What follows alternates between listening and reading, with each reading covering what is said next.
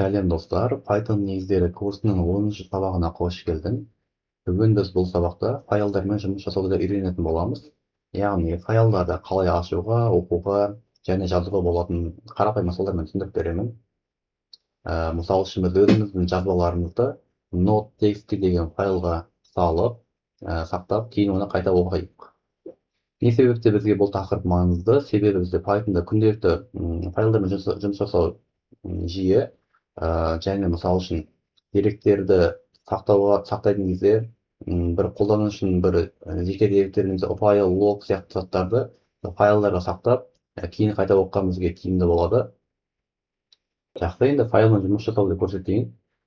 Файлмен жұмыс жасау үшін бізге open деген функция бар. Openмен жұмыс жасайтын боламыз. Мысалы үшін мен бір оқылған файлды бір айнымалыға сақтап қояйын. Мысалы үшін f деген айнымалы, яғни файл деген сияқты. f тендинді open маған оқу керек файлды жазамын жерге. Мысалы үшін мен жерге жай ғана бір мысалы үшін data .txt деген файлды оқысын. Неге мен кілт сөз беремін, яғни осында көптеген кілт сөздер бере аламын. Мысалы r плюс r. Бізде r деген кілт сөз, яғни файлды тек қана оқиды. Оқығаннан кейін оның ішінде мысалы үшін әріптердің командировкасы болады. Оны былай жазамыз. Encode, яғни encoding UTF-8. UTF-8 не үшін мен UTF-8 бұл не үшін былай жаздым? Өйткені UTF-8-де көп тілдік командировкалар бар. Егер мен бұл жазатын болсам, қазақ тілі, мысалы орыс тіліндегі кейбір әріптерді мынау код оқи алмай қалады, ошибка қайтарады. И мен мұнда файлды ашқаннан кейін, мұнда какой-то бір деректі жазамын. Мысалы үшін мұнда мысалы бір process болады, to do болсын мысалы үшін.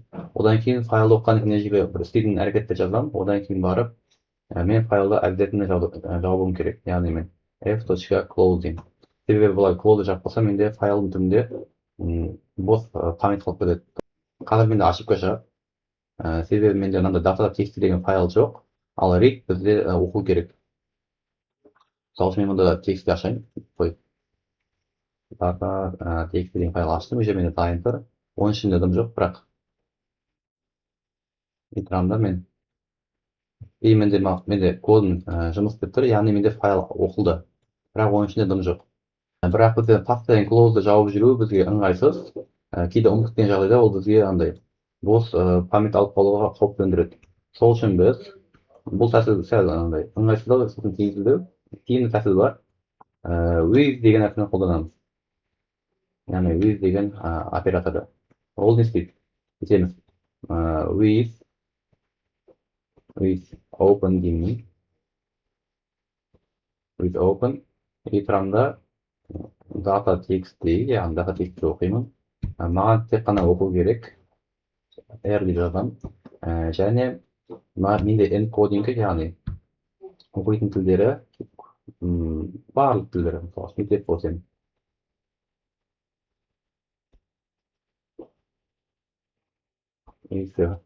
И мен бұны не істеймін?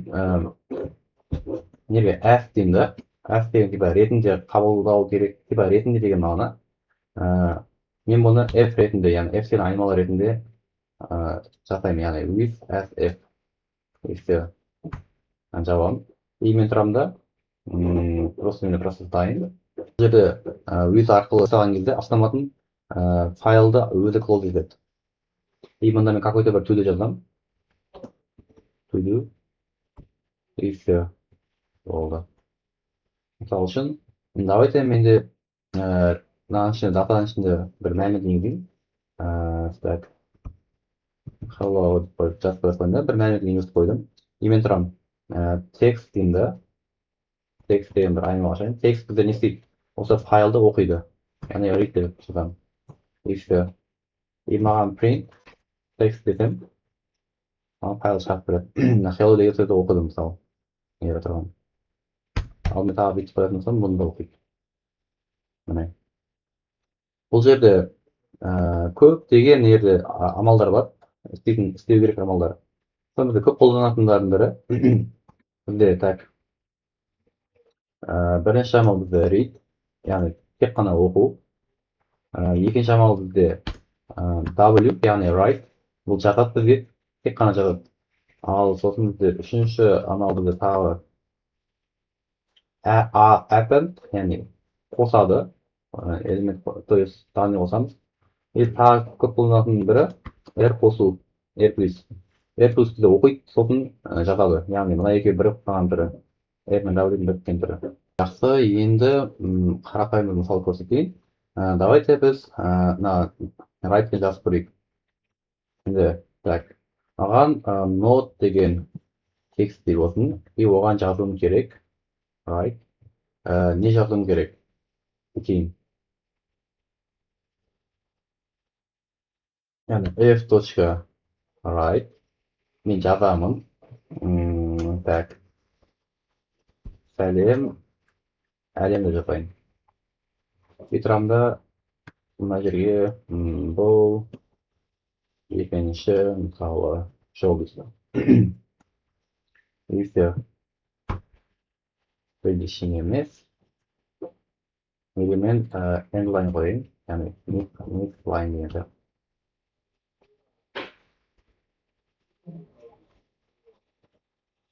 Яғни бұл slash n дегеніміз келесі сатырға түсіріп жер деген сөз ғой.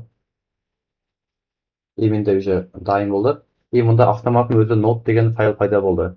Өйткені write ол не істейді? Ол оқымайды, ол бірден жатады. Сол үшін бізде андай алдын ала note создавать етудің керегі жоқ. И ішіне қарайтын болсақ, бізде сәлем әлем деген сөз, яғни бірінші қатарда. И екінші қатарда бұл екінші жол деді. Ал егер мен мұнда бұл екінші жол және әшейін бір 5 жазып қойын, және сәлем әлем мысалы 3 дей салайын да. Әшейін тәртімдірім ешін екен. И мен тұрамда жазым. Тура бұл не істеді? То есть артына жаңадан қосылған жоқ.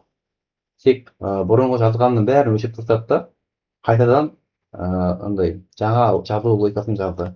Яғни бұл не істейді? W бізде бұрынғы директор болатын болса, оның бәрін жауып тастап, ішіне қою керек директорына қояды болды. Бұл мысалы сәл қауіпті болуы мүмкін да, егер байқамай қалатын болса. Бірақ сондай-ақ бізде read, open, так, note.txt, и бізде қауіпсіз түрі, яғни append деген бар. Ол келесі қатарға қосып береді. Encoding бізде UTF болсын. UTF-тегі тоже as file. Қал мен мынаны жойып кете алайын. Уже бұның ішінде директор бар. И мен тұрамда f.write үшінші жол деймін. Үшінші жол. Бұл келді, үшінші жол неге қосылды? Үшінші жол қосылды. Мен бірақ бұл неге endline ойын беретін бастайды. Endline қойын. Қазір тағы үшінші жол деген жол пайдалады, бірақ келесі қатарға. Үшінші жол пайдалады. Мен мұнда қанша рет бастам? Қанша рет пайдалады?Ошын пайдалау береді бірінен кейін бірі. Яғни соңына қоса береді деректерді. Жақсы, енді файлды оқу тәсілдерін үйретейін өз арқылы. Так, with open деймді, маған note-ты аш. Note-ты маған оқуын кересін, read. И менде encoding, яғни кез келген тілді оқи бересін. Ошибка шығармасын. Это F, сейбес. И маған F ретінде оқы. Әшін жай ғана файл ретінде келген атау береміз ол жерге. И тұрамызда біз істейміз. Текст, яғни оқыған мәліметті ала аламыз. File.read. И соңында біз print text дейміз. И бұл бізде, read бізде толығымен оқиды ғой. Полностью. То есть бізде директіні шап береді. Алдан ішінде, текстің ішінде үлкен дерек болатын болса, мысалы. Көп дерек болса. Андай. Ол бізге. То есть көп память алу мүмкін. Әр қатарды жеке-жеке оқысақ та болады. Мысалы үшін, тура осыны ала салсам, и менде бұл жерде бүйтемін. Яғни формен жүгіремін үшін. For мысалы line деген айнымалы ашады line. Line үшін жүгір. Line бізде яғни қатар. И line кейін кім жүгіресің? Файл үшін жүгіресің. И бізге print әр қатарды шығар. Әр лайнды шығар, және егер оның екі жағында бір бос правилдер болса, оны алып тастайсың. Өйстсе. Ал бізде әр қатары жеке-жеке оқып шықты. Яғни бірден бәрін шығарып жүрген жоқ. Әр қатары жеке-жеке оқып шықты. Жақсы. Тағы бізде әр курсордың оқу деректері болады. Яғни бізде қай жерде оқып жатқанын білгіміз келеді. Бұл не үшін керек бізде? Үлкен файлдармен, директормен жұмыс істеуіміз керек болады. Мысалы, оны былай жасаймыз. Мысалы, біз файлды ашамыз бірінші. Керек файлымыз бізде node.txt деген файлды ашамыз. Оны біз оқу режиміне қоямыз. И яғни encoding бізде UTF-8. Encoding бізде UTF-8 F ретінде. И мен бүйтемін. Бірінші мен білгім келеді осы файлдың қай позицияда екенін. Ол үшін не істеймін? Яғни print деймін да. Position. Позиция дейді ғой. Позиция. И менде қандай нәрсе? Так. Осы F .tell деген нәрсе бар, яғни айт деген сөз. Маған позициясын айтады. И мен позициясын айтқаннан кейін не істеймін? Мысалы, шектеу қоя аламын. Осынша жеріне дейін оқы файлдың. File.read маған 5 символға дейін оқы. 5 символды оқиды, одан кейін бастап сосын соңғы позицияны көрейік, осы жердегі позицияны. Так. Жаңа позиция пайда болады бізде. Жаңа позиция. И тоже f.tell. И позицияны қайтадан басына қарап қоя аламын. Ол үшін f.fit деймін. Бұл не істейді? Node деген файл, текстті файлды ашады, оны оқиды F ретінде. И бізде бастапқы позициямызды көреміз. Яғни бастапқы позиция қандай болуы мүмкін? Бірінші тұрған позиция бізде 0-ші позиция, и осы позицияны көре аламыз. И бізде не істейді? 5 символ оқиды. Әр символдың өзінің биттік жүйесі бар. Мысалы, UTF-8-де, UTF-8-де осындай қатарша кириллица әріптері 2 байттан тұрады. Мұнда сосын мен мұнда естемекпін ғой.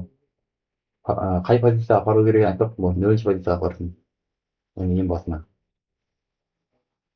Не істеді? Мен мысалы мұнда 6 дейтін болсам, мұнда шыққанда.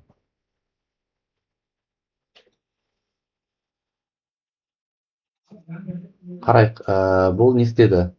Келді, мұнда қара. Қараңдар, мұнда 0-ші позиция, 1-ші позиция, 2-ші, 3-ші, 4-ші, 5.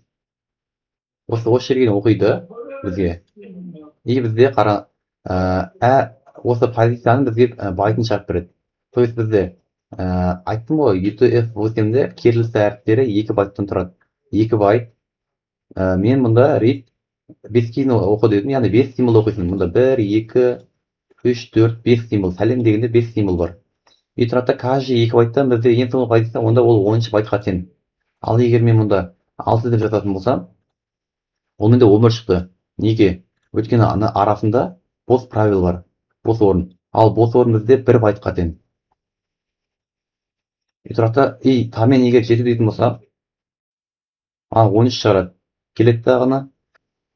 7-ші символ ә деген әріпті оқиды. Ә бізде тоже 2 байт қатен. И бізге оның общий байт суммасы 13. Жалпы түсінікті деп ойлаймын бұл теманы. Жақсы, біз қарапайым тапсырма орындап көрейік өзіміз.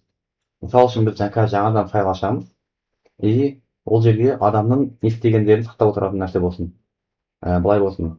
Файлға келеді, деректерді біз әрекет етеміз, ол деректерді былай сақтайды. Бірінші дерек бізде data болсын, уақыт. Айтады time. Енді уақыт болсын, одан кейін арасын бөледі дағына не істеген айтады, кім екенін айтады мына жерге. То есть кім? И мына жерге не істеді?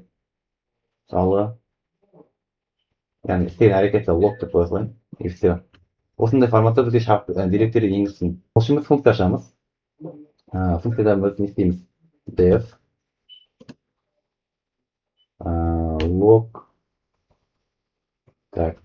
log not деп қоя салайын. И бізге не істеу керек?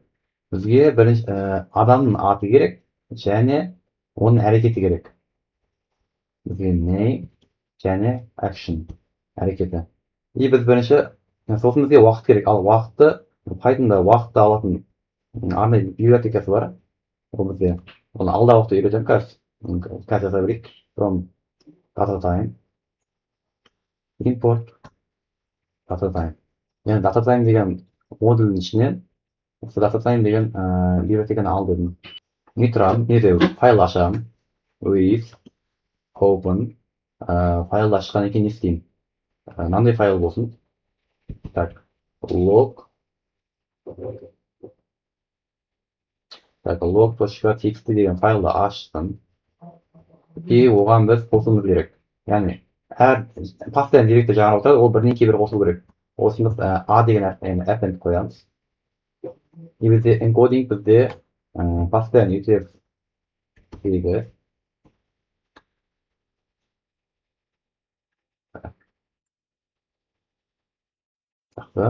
Енді мен не істеймін? Мен бірінші уақытта болайын. Менде time, мысалы үшін. Time менде data time точка қазіргі уақытты маған сөз ретінде, яғни f-time деген нәрсе функция бар, яғни сөзге айналып береді. И біз оны, то есть біз оған сөз ретінде нелер алатынды береміз, и оны ол бізге соны шығарып береді. Оны былай береміз. Бізге бірінші процент қоямда y деймін. Яғни бірінші жылды шығарсын. Одан кейін барып тағы процент қоямда кішкентай m деймін. Ол менде айды шығарады. Дәл қазіргі уақытында айды шығарып береді. Тура сол сияқты тағы процент қоямда b деймін. То есть d деймін. Ол бізде дәл қазіргі нені күнді шығарып береді. И тура солай процент қоямда, бірақ бұл жолы үлкен әріппен h деймін, яғни hour сағат шығарып береді бізге. Және бізге h деймін, үлкен әріппен m деймін. Яғни бізге минут және процент үлкен s бізде секунд. Яғни бізде strf time дегеніміз, мен бұл жерде текст форматында беремін, уақытты қалай шығаратынды. Маған жыл, ай, күн, сағат, минут, секунд. И маған осы форматта датаға тең болады. Жақсы, енді мен деректерді алдым, мұнда уақытты алдым, менде name бар, action бар. Жай ғана мен файл саламын енді. Ол үшін f.write, яғни s-қа жазамын, былай жазамын. Бірінші маған не жазу керек?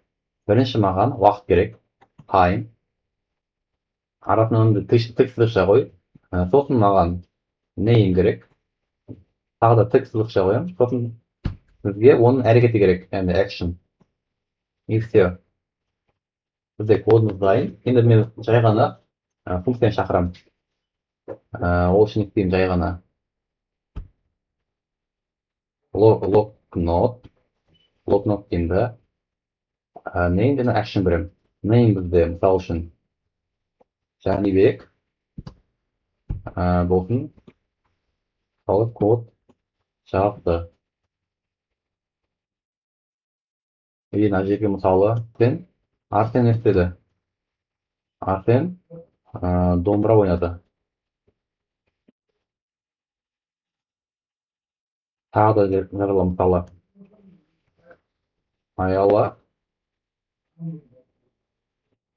Аялан істеді.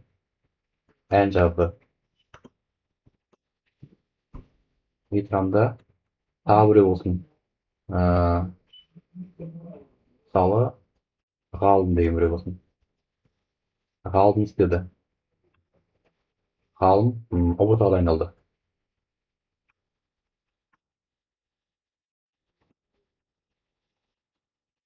Дайындалды. Бұл кодта не істейді?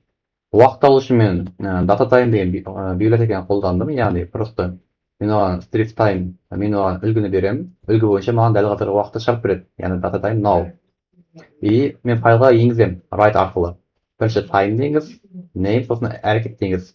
И мен де name мен action'ы мен басында беремін, ал time'ды навигатқа алатын жерде. Ал енді run етемін. Менде push менде бәрі дайын. Менде log txt пайда болды.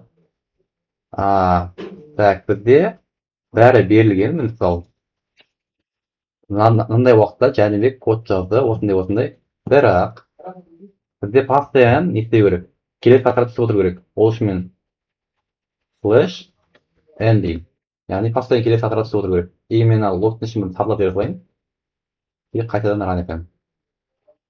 Айтпақшы менде лог бар болса, ішіндегі элементтер жаңарады тек қана. И логмен бағана өзім қолмен тазалап тастадым. И қарай. Менде мынандай уақытта Жәнібек код жазды. Арсен домбыра ойнады, Аяла ән салды, Ғалым ортаға дайындалды. Мұнда сызықша қойсам да болады, айтпақшы.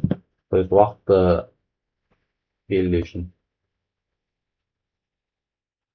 Мұнда мынандай болып тұр ғой. Ештеңе жоқ. Тағы тұтынасам. Міне. Жалпы бүгінгі осы файлдармен жұмыс жасауды үйрендік. Яғни файлды ашуды, оқуды, жазуды.